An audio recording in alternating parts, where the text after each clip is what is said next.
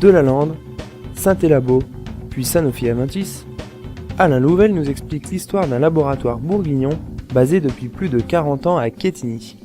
Alors, en fait, Sanofi-Aventis a pris ses racines en Bourgogne et à Dijon, à Quetigny précisément, il y a un peu plus de 40 ans, puisque c'était en 1968.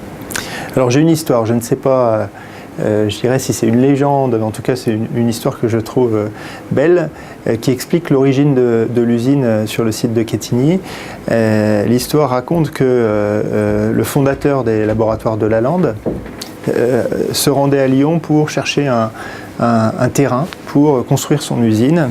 Et donc il fait un arrêt en gare de Dijon, il va prendre un café au buffet de la gare et là il se retrouve avec le maire de Quetigny et puis ils échangent et il explique le pourquoi de son voyage à Lyon et le maire de Quetigny lui dit « N'allez pas plus loin, moi je vous offre un terrain pour accueillir votre usine sur le site de Quetigny ».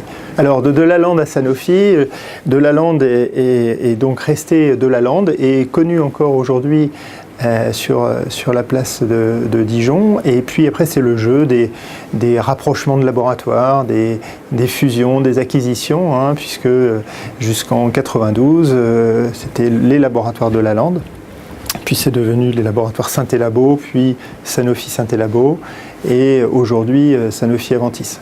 Chez Sanofi-Aventis, l'innovation fait partie des mots d'ordre.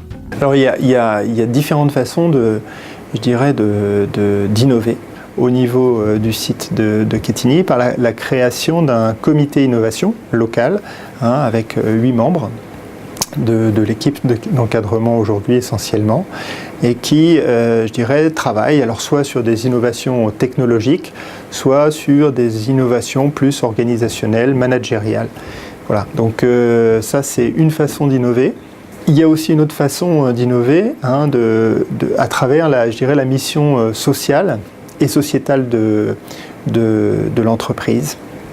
Et là j'ai 2 exemples concrets d'innovation. Un premier exemple qui est à travers un partenariat qu'on a créé et développé avec l'UFR Pharmacie, hein, puisqu'on est sur une entreprise pharmaceutique, et qui a consisté à développer une 6e année en alternance pour les jeunes pharmaciens, hein, les jeunes diplômés, puisque c'est leur dernière année d'études, et où ils partagent leur temps. Je dirais c'est un partage inéquitable, puisque c'est, je crois, plus de 80% de leur temps en entreprise, et puis le reste à la faculté, sur un enseignement théorique, ce qui, concrètement, pour ces jeunes pharmaciens, constitue une première expérience professionnelle. Voilà, ça c'est un exemple. J'ai un deuxième exemple, toujours à travers, la mission sociétale de l'entreprise.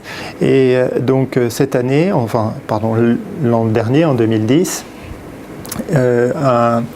des projets ont été récompensés au niveau du groupe, hein, au niveau de Paris.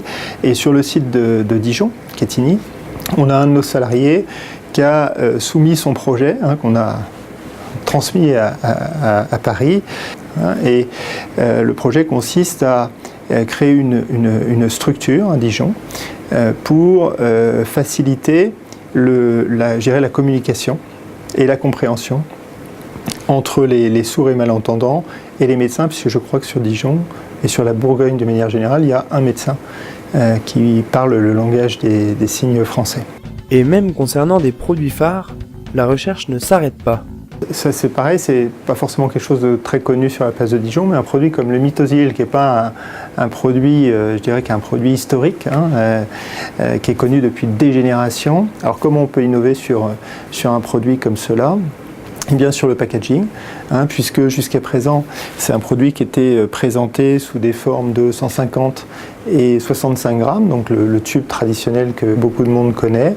Et donc on a proposé l'an dernier à notre filiale France un petit tube de 20 grammes qu'on appelle Nomade et qui permet justement aux personnes qui sont amenées à se déplacer avec leur nourrisson d'emmener plus facilement un petit tube.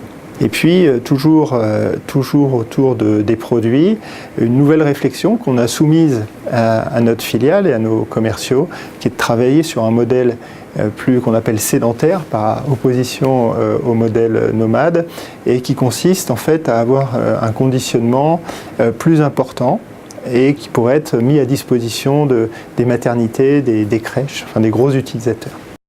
Une réaction? Un témoignage? Commentez ce reportage sur dijonsanté.fr.